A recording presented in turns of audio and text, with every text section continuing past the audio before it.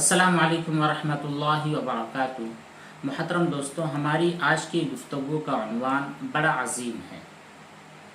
हमारे जितने भी नौजवान साथी हैं, जितने हमारी माएँ बहनें हैं, वो इस मज़मून को बहुत ही गौर से सुने, ठंडे दिमाग से सोचें और अमल करने की फ़िक्र भी करें। उन्वान ये है कि गम करने और अपने आप को परेशानी में मुब्तला करने की वजह से वो काम जिसके लिए हम गमज़दा हो चुके हैं, या फिर वो काम जिसकी वजह से हमने अपने आप को परेशानी के दलदल में डाल दिया है, वो काम सॉल्व नहीं होने वाला, हमारा वो मसला हल नहीं होने वाला।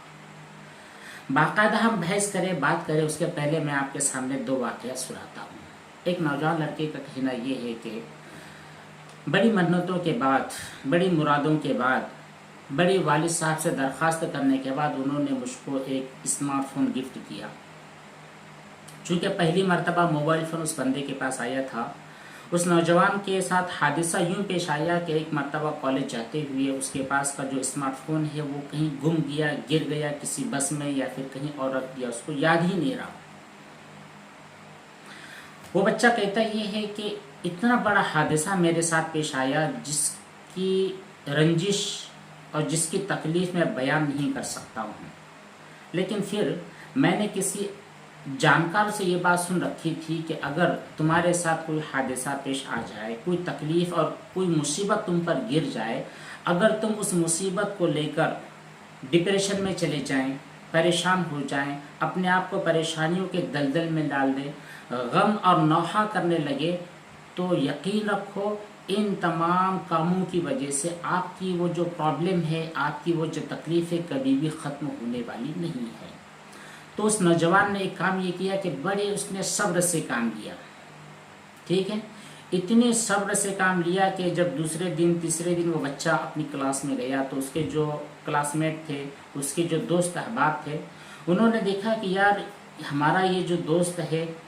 इसका इतना बड़ा लॉस हो चुका है, इतना कीमती मोबाइल फ़ोन उसका गुम चुका है, लेकिन इस बंदे की पेशानी पर ज़र्रा बराबर भी शिकन नहीं है, ज़र्रा बराबर ये परेशानी में नज़र नहीं आता है। मसला क्या है? तो सब दोस्तों ने उससे कहा कि भाई क्यों, अगर तुम्हारी जगह पर हम होते, हमारे साथ ये बड़ा हादसा पेश आता तो हम गम के मारे मर ही जाते। तो जानते उस नौजवान ने क्या कहा? उस नौजवान ने कहा कि अगर परेशानी मनाना, गम मनाना यही हमारे मसले का हल होता और मुझको पता चल जाता कि अगर मैं रोने बैठ जाऊं, गिड़गिड़ाने बैठ जाऊं, अपने आप को परेशानी और डिप्रेशन के जाल में दलदल में फंसा दूं, धंसा दूं, उसके बाद मेरा मोबाइल मिल जाएगा, मेरा वो जो खोया हुआ कीमती गिफ्ट वालिद साहब का था वो मुझको रिटर्न मिल जाएगा, तो यकीनन मैं बहुत ज़्यादा रोता। न सिर्फ मैं बल्कि अपनी जितनी क्लास है, क्लास के तमाम तलबा और तालिबात को रुलाता, ताकि उनके रोने की वजह से, ज़्यादा परेशानी की वजह से हमारी एक परेशानी ख़त्म हो जाए। लेकिन तुम भी जानते हो और मैं भी जानता हूँ कि ऐसा क़यामत तक होने वाला नहीं कि हम रोने बैठ जाएं, डिप्रेशन के शिकार हो जाएं और हमारा वो काम जिसकी वजह से हम प्रॉब्लम में फंसे हुए हैं, हमारा वो काम सॉल्व हो जाए। ऐसा नहीं हो सकता, इसलिए मैं बिल्कुल खामोश हूँ, मुतमईन हूँ, क्या करूँगा रो कर भी। इसी तरह एक साथी थे, वो कहते ये हैं कि उनके साथ एक मसला पेश आया। मसला यूँ था कि उनके जो बच्चे, छोटे छोटे बच्चे बहुत बीमार पड़े। एक का इलाज करवाते, दूसरा बीमार हो जाता, दूसरे का इलाज करवाते, फिर तीसरा बीमार पड़ जाता। वो पूरी ऐसा दलदल उनके घर पर ऐसी छाई हुई थी कि एक के बाद दूसरा बंदा बीमार हो जाता। तो ये वो कहते हैं कि मैं बहुत ज़्यादा परेशान रहने लग गया, मैं बहुत ज़्यादा अपने आप को मजबूर सा महसूस करने लगा कि अब मेरे हाथ में तो कुछ है नहीं, मैं बहुत बदनसीब हूँ, बदबख्त हूँ, मेरे साथ ये परेशानियाँ लगी हुई हैं। तो उसके बाद उनके एक दोस्त थे जो अच्छे पढ़े लिखे थे, उन्होंने कहा कि भाई तुम इतने ज़्यादा परेशान हो, ज़रा हिम्मत से काम लीजिए। तुम अपने आप को, अपने बच्चों और अपने घर वालों की बीमारियों की वजह से जो डिप्रेशन के दलदल में जा रहे हो, इस दलदल में जाने की वजह से क्या आपके बच्चे और आपकी फैमिली अच्छी हो जाएगी? उन्होंने कहा बिल्कुल नहीं।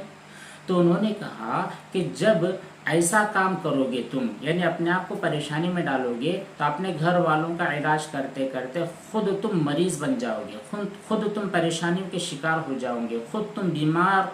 और ایسے انسان ہو جاؤ گے کہ دوسرے لوگوں کو آنا پڑے گا اور تمہاری عیادت کرنی پڑے گی، تمہارا علاج کروانا پڑے گا، پھر ان کو صبر کی تلقین کرنا پڑے گی، تو یہ چین چلتے رہے گی۔ اس لیے تم کام کرو کہ تم صبر سے کام لو، ڈپریشن کے شکار نہ ہو۔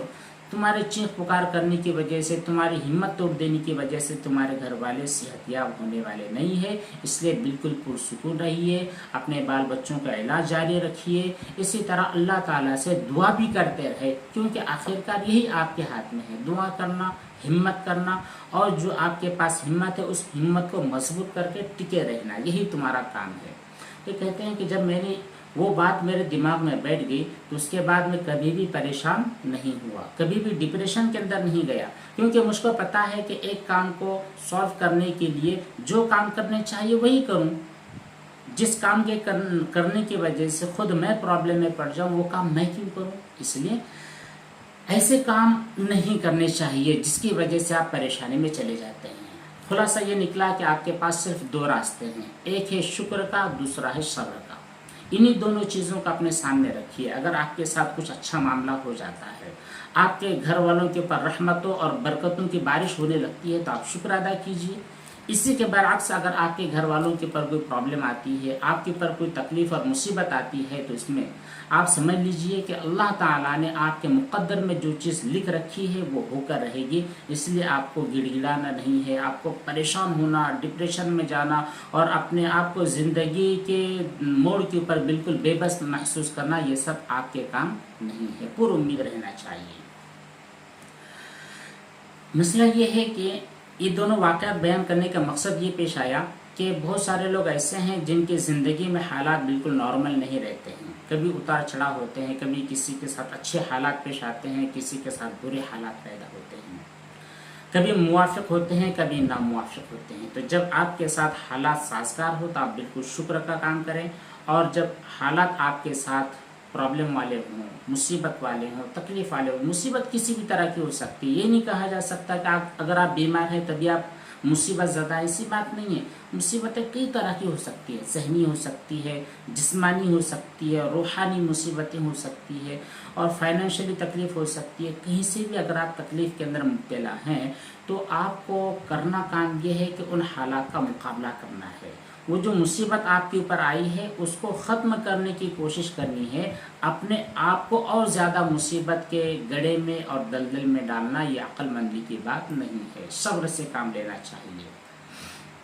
کیونکہ دیکھا گیا ہے کہ جب بھی لوگوں کے اوپر مصیبت آتی ہے، بیماریاں آتی ہے، کوئی نقصان ہو جاتا ہے، کوئی عزیز بچھڑ جاتا ہے، تو اس معاملے کو اپنے آپ پر اتنا زیادہ سوار کر لیتے ہیں کہ اپنے آپ کو خودکشی کے دلدل تک وہ پہنچانے کی کوششیں کرتے ہیں، اور ایسی ایسی شکایتیں اپنی زبان سے کرتے ہیں جن کو آپ سن نہیں سکتے ہیں۔ ہم نے وہ تمام باتیں سنی ہوئی ہیں۔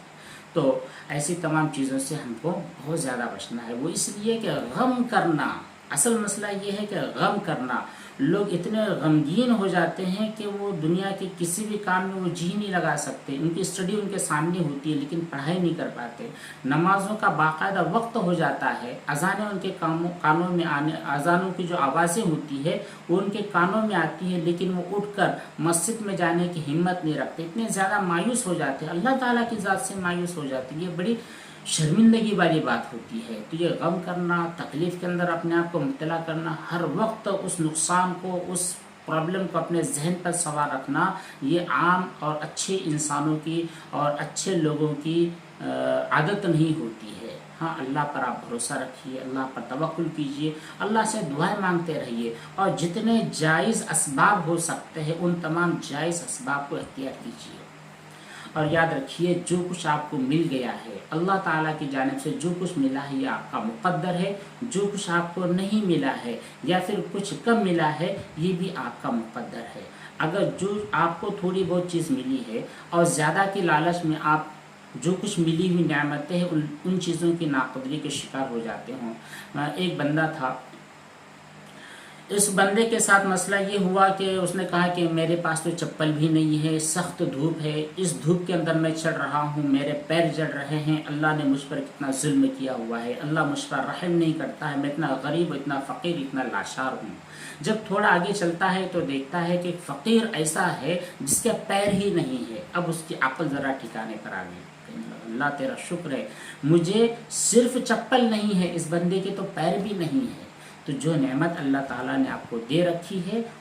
اس کو سمجھو، جو کچھ نعمتیں آپ کے پاس نہیں ہیں یا آپ کے پاس تھی وہ کم ہو گئی ہیں، ان کو ایسے لوگوں کے ساتھ کمپیئر کیجئے جن کے پاس وہ نعمتیں سرے سے ہیں ہی نہیں، تو آپ اپنے آپ کو بہت بڑے باقسمت سمجھنے لگ جاؤ گے، اپنے آپ کو بڑے مقدر والے سمجھو گے، اور جب ایسی باتیں ہوگی تو پھر آپ کبھی بھی نا امید اور مایوس نہیں ہوں گے، آپ کبھی بھی پریشان نہیں ہوں گے، اور اگر آپ کے اوپر پریشانی کے پہاڑ ٹوٹ پڑتے ہیں تو آپ اپنی زندگی سے ہاتھ دھونے کے بارے میں سوچیں گے بھی نہیں۔ اللہ تعالیٰ سے دعا کیجئے کہ وہ ہم کو صبر دے، وہ ہم کو شکر کی طاقت دے، وہ ہمارے دلوں کو مضبوط بنائے۔ ہم پر جو پریشانیاں آتے ہیں ان پریشانیوں کا حل صرف اللہ تعالیٰ کی بارگاہ میں مل سکتا ہے، اسی کے بارگاہ سے حاصل کرنے اور پریشانیوں کے دور کرنے کی دعائیں مانگنے والا ہم کو بنائے۔